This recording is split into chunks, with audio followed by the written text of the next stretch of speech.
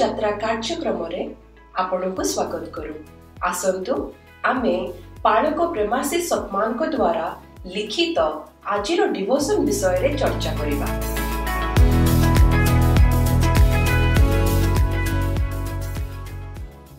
ପ୍ରେଜ୍ ଲର୍ଡ। ଆଜି ଆମେ ପାଳକ ପ୍ରେମାଶିଷ ସତମଙ୍କ ଲେଖାର ଏକ ଗଭୀର ଆଲୋଚନା କରିବାକୁ ଯାଉଛୁ।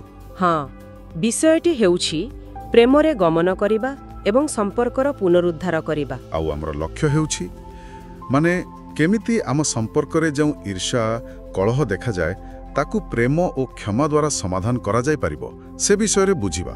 ଠିକ୍। ଆରମ୍ଭରେ ହିଁ ଯାକୁବ 3:16ରୁ ଏକ ବହୁତ ଗୁରୁତ୍ୱପୂର୍ଣ୍ଣ କଥା ଆସୁଛି। ଯେଉଁ ସ୍ଥାନରେ ଈର୍ଷା ଓ ସ୍ୱାର୍ଥପରତା ଥାଏ ସେହି ସ୍ଥାନରେ ସମସ୍ତ ପ୍ରକାର ଦୁଷ୍କର୍ମ ଥାଏ। ଏକଦମ ଶକ୍ତିଶାଳୀ ବାକ୍ୟ। ହଁ, ଏହା ଏକ ସତର୍କବାଣୀ ପରି ଲାଗୁଛି ନୁହେଁ କି? ଏହାର ପ୍ରଭାବ କେତେ ଗଭୀର ହୋଇପଡ଼େ ବୋଲି ଲାଗୁଛି। ନିଶ୍ଚିତ ଭାବରେ ଏହି ପଦ ଦେଖାଉଛି ଯେ ଈର୍ଷା ଆଉ ସ୍ୱାର୍ଥପର କଳହ କେବଳ ମାନସିକ ଅଶାନ୍ତି ନୁହେଁ, ଏହା ଆହୁରି ବଡ଼ ବିଶୃଙ୍ଖଳା ଆଉ ମନ୍ଦ କାର୍ଯ୍ୟକୁ ଡାକି ଆଣେ। ଆଚ୍ଛା, ତେବେ ଏହି ବିନାଶକାରୀ ପ୍ରଭାବକୁ ବୁଝିବା ପରେ ଲେଖା ଆମକୁ ପରବର୍ତ୍ତୀ ପାଦ ବିଷୟରେ କହୁଛି, ସଂଘର୍ଷର ପ୍ରକୃତ କାରଣ କ'ଣ ତାକୁ ଚିହ୍ନଟ କରିବା। ଏହା ଆମ ନିଜର ଦୋଷ ହୋଇପାରେ କିମ୍ବା ଅନ୍ୟ କାହାର, କିମ୍ବା ବେଳେବେଳେ ଦୁଇ ଜଣଙ୍କର ମିଶିକି ଥାଏ। ହଁ, ସେଇଟା ବି ସମ୍ଭବ। ଗୁରୁତ୍ୱପୂର୍ଣ୍ଣ କଥା ହେଉଛି ଆଙ୍ଗୁଠି ଦେଖାଇବା ବଦଳରେ ନିଜ ଦାୟିତ୍ୱ ନେବାକୁ ରାଜି ହେବା। ଏଇଟା ଏକ ଭଲ ପଏଣ୍ଟ। ଆଉ ଏହି ପ୍ରସଙ୍ଗରେ ଲେଖର ଆଉ ଗୋଟେ କଥା ମୋତେ ବହୁତ ଭାବିବାକୁ ବାଧ୍ୟ କଲା। କୁହନ୍ତୁ। କେତେଥର ଆମେ ନିଜର ଭୁଲ ଧାରଣା କିମ୍ବା କଳ୍ପନା ଯୋଗୁଁ ହିଁ ସମସ୍ୟା ବଢ଼େଇ ଦେଉ। ଆମେ ବହୁତ ଜଲ୍ଦି ଗୋଟେ ନିଷ୍ପତ୍ତି ନେଇଯାଉ ଆଉ ଅନ୍ୟମାନଙ୍କର ଉଦ୍ଦେଶ୍ୟ ଉପରେ ସନ୍ଦେହ କରିବା ଆରମ୍ଭ କରିଦେଉ। ଏକଦମ ଠିକ୍ କଥା ଉଠେଇଲେ। ଲେଖା ଏଇଠି ଗୋଟେ ଭଲ ପରାମର୍ଶ ଦେଉଛି। କ'ଣ ସେ ପରାମର୍ଶ? ଯଦି ଆମେ ଆରମ୍ଭରୁ ଧରିନେବା ଯେ ଅନ୍ୟ ଲୋକଙ୍କର ଉଦ୍ଦେଶ୍ୟ ସାଧାରଣତଃ ଭଲ, ତାହେଲେ ଅନେକ ଅଯଥା ବିବାଦ ମନୋମାଳିନ୍ୟକୁ ଏଡ଼େଇ ଦିଆହେବ। ଓହୋ, ବେନିଫିଟ୍ ଅଫ୍ ଦ ଡାଉଟ୍ ଦେବା କଥା। ହଁ, କିଛିଟା ସେଇଭଳି। କାରଣ ଭାବପ୍ରବଣ ହୋଇ କଳ୍ପନା କରିବା ଆଉ ନକାରାତ୍ମକ ଧାରଣା ରଖିବା ଏସବୁ କେବଳ ସଂଘର୍ଷକୁ ବଢ଼ାଏ। ଆଚ୍ଛା, ତେବେ ଯଦି ସଂଘର୍ଷ ହୋଇସାରିଛି ତାପରେ କ'ଣ?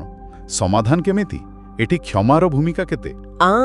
କ୍ଷମା, ଏହାକୁ ହିଁ ଲେଖାରେ ମୁଖ୍ୟ ଚାବିକାଠି ବୋଲି କୁହାଯାଇଛି। ଚାବିକାଠି? ହଁ। ମାଥ୍ୟୁ 18:21-22ରେ ପିତର ପଚାରିଲେ ନା, କେତେ ଥର କ୍ଷମା କରିବି? ଯୀଶୁ କହିଲେ 7 ଥର ନୁହେଁ, ବରଂ 70 ଗୁଣ 7 ଥର। ଏକଦମ। ଲେଖା ଏହାକୁ ବୁଝାଉଛି ଯେ ଏଇଟା ଖାଲି ଗୋଟେ ନମ୍ବର ନୁହେଁ, ଏହା ଏକ ନିରନ୍ତର କ୍ଷମାଶୀଳ ମନୋଭାବ, ଗୋଟେ ଜୀବନଶୈଳୀ। ଗୋଟେ ଜୀବନଶୈଳୀ। ଆଉ ଏଇଟା ବହୁତ ଶକ୍ତିଶାଳୀ। ଏହା ସଂଘର୍ଷର ଚକ୍ରକୁ ଭାଙ୍ଗି ପୁନରୁଦ୍ଧାର ପାଇଁ ବାଟ ଖୋଲିଦିଏ। କିନ୍ତୁ ବାସ୍ତବ ଜୀବନରେ ଏତେ କ୍ଷମା କରିବା କେତେ ସହଜ? ବେଳେବେଳେ ବହୁତ କଷ୍ଟ ହୁଏ। ଯଦି କ୍ଷମା କଲେ ବି ସମସ୍ୟା ସମାଧାନ ହେଉନି, ପରିସ୍ଥିତି ଆହୁରି ଜଟିଳ ଲାଗୁଛି। ହଁ, ଏଇଟା ଏକ ବାସ୍ତବ ଚିନ୍ତା। ଆଉ ଲେଖା ଏହାକୁ ବି ସ୍ୱୀକାର କରୁଛି, କେବଳ କ୍ଷମା ସବୁବେଳେ ଯଥେଷ୍ଟ ନ ହୋଇପାରେ। ଆଚ୍ଛା। ବିଶେଷ କରି ଯେଉଁଠି ଗଭୀର କ୍ଷତ ଥାଏ କିମ୍ବା ଭୁଲ ବାରମ୍ବାର ହେଉଥାଏ, ସେମିତି କ୍ଷେତ୍ରରେ ପରମେଶ୍ୱରଙ୍କ ବାକ୍ୟ ଯେମିତି ମାଥ୍ୟୁ 18:16-17ରେ ଅଛି, ଆହୁରି କିଛି ପଦକ୍ଷେପ କଥା କହେ। ଓହୋ, କ'ଣ ସେ ପଦକ୍ଷେପ? 2 ବା 3 ଜଣ ସାକ୍ଷୀଙ୍କୁ ସାଙ୍ଗରେ ନେଇ କଥା ହେବା। ଯଦି ସେଥିରେ ବି କାମ ନ ହୁଏ, ତାହେଲେ ମଣ୍ଡଳୀକୁ ଜଣେଇବା, ମଣ୍ଡଳୀର ସାହାଯ୍ୟ ନେବା। ଆଚ୍ଛା, ମଣ୍ଡଳୀର ସାହାଯ୍ୟ। ଆଉ ଏକଦମ ଚରମ ପରିସ୍ଥିତିରେ ଯଦି ସେ ବ୍ୟକ୍ତି ଅନୁତାପ କରୁନାହାନ୍ତି, ତାହେଲେ ତାଙ୍କୁ ତାଙ୍କ ବାଟରେ ଯିବାକୁ ଦେବାକୁ ପଡ଼ିପାରେ। ଏହା ତାଙ୍କ ଆଧ୍ୟାତ୍ମିକ ମଙ୍ଗଳ ପାଇଁ ବୋଲି ବାଇବେଲ କହେ। ବାପରେ, ଏଇଟା ତ ବହୁତ କଠିନ ପ୍ରକ୍ରିୟା ଲାଗୁଛି। ହଁ, କଠିନ ନିଶ୍ଚୟ, କିନ୍ତୁ ଏହା ପୁନରୁଦ୍ଧାର ଏବଂ ସତ୍ୟ ଉପରେ ଆଧାରିତ। ଏହା ଆଉ ଗୋଟେ ପ୍ରଶ୍ନ ମନକୁ ଆସୁଛି। ଲେଖା ଅନୁସାରେ କ'ଣ କେବେ ପରମେଶ୍ୱର ନିଜେ ଆମକୁ କିଛି ସମ୍ପର୍କରୁ ବାହାରି ଆସିବାକୁ କୁହନ୍ତି, ସମ୍ପର୍କ ଶେଷ କରିବାକୁ? ହଁ, ଏହି ସମ୍ଭାବନା ବିଷୟରେ ଲେଖାରେ କୁହାଯାଇଛି। ସତରେ? ହଁ, ବେଳେବେଳେ ଆମ ନିଜ ଆଧ୍ୟାତ୍ମିକ ସୁରକ୍ଷା ପାଇଁ କିମ୍ବା ପରମେଶ୍ୱରଙ୍କ କୌଣସି ବଡ଼ ଉଦ୍ଦେଶ୍ୟ ପୂରଣ ପାଇଁ ସେ ଆମକୁ କିଛି ସମ୍ପର୍କରୁ ଦୂରେଇ ଯିବାକୁ ପ୍ରେରଣା ଦେଇପାରନ୍ତି। କେଉଁ ପ୍ରକାର ସମ୍ପର୍କ? ବିଶେଷ କରି ଯଦି ସେ ସମ୍ପର୍କ ଆମ ବିଶ୍ୱାସ ଯାତ୍ରାରେ ବାଧା ଦେଉଛି କିମ୍ବା ଆମକୁ ପରମେଶ୍ୱରଙ୍କଠାରୁ ଦୂରେଇ ନେଉଛି। କିନ୍ତୁ ଏଠି ବହୁତ ସତର୍କ ରହିବା ଦରକାର। ଏହାକୁ ଖାଲି ନିଜ ଅସନ୍ତୋଷ ବା ସୁବିଧା ପାଇଁ ବ୍ୟବହାର କରିବା ଠିକ୍ ନୁହେଁ। ନିଶ୍ଚୟ, ଏଥିପାଇଁ ପରମେଶ୍ୱରଙ୍କଠାରୁ ସ୍ପଷ୍ଟ ମାର୍ଗଦର୍ଶନ ଦରକାର ହେବ। ଏକଦମ। ଭଲ।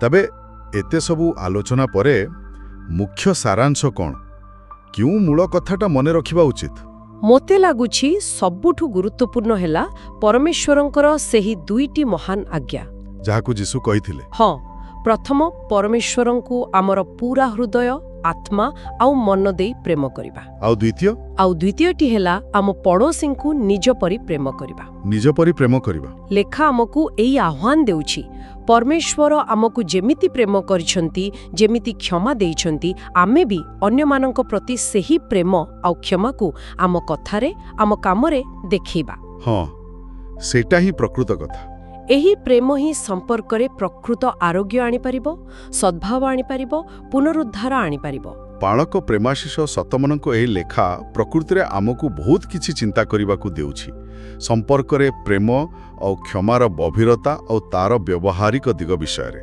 निश्चय शेष रे गुटिए चिंता पई प्रश्न छाड़ी जाउछि आजि आम निज जीवन रे एमिति केउ निर्दिष्ट संपर्क अछि जोठी एही प्रेम और क्षमार नीति को तुरंत लगेबार आवश्यकता अछि एटा बहुत भलो प्रश्न निजको पचारिबा पाए